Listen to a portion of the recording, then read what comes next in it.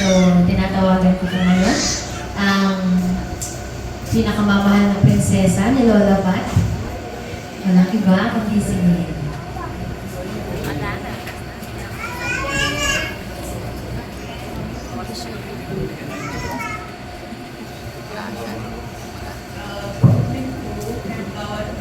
Actually, all this, like, all throughout yung buron ng Lola, alipisan ang isang magsalita ng harap kasi baka yung emotions yung muna mahal kaya sinulat na ako mo po and muna po kayong ginagawa, pasalamat po ng Lord and kaya kayuman po na may kirami and makirami kayo.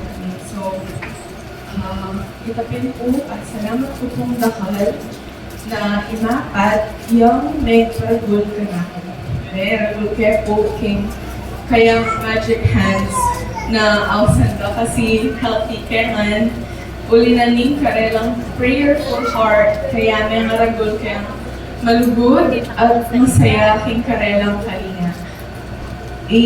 Lola po paboren kanita na obviously in sisimba gang king pang kanakong mag-practice every Saturday kanita king church at in panay mag-remind ka na ako gang my whole life it was my routine already. Kaya in weekends ko po kanita talagang it's for God and family dahil makanita na kayo ng pera ko Lola.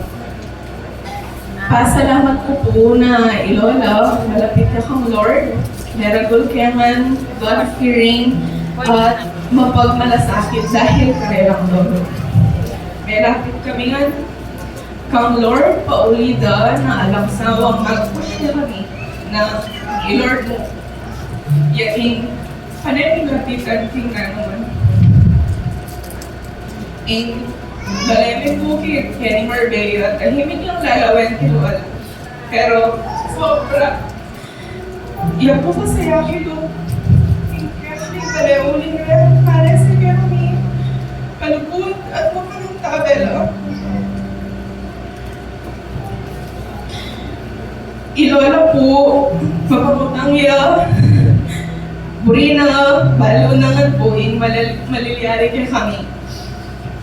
Kasi makanita tayo kalugod kaya kami na i-make sure na okay kaya man makuha man pala or hindi.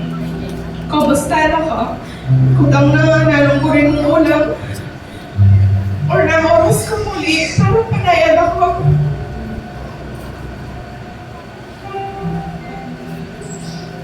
Kasi malo ko.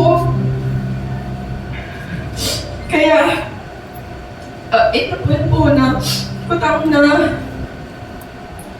panelong gang mama ko man kumusta na ko na napaboren na in day magpasya without asking na kumusta ka po na bring mo ulam makanta.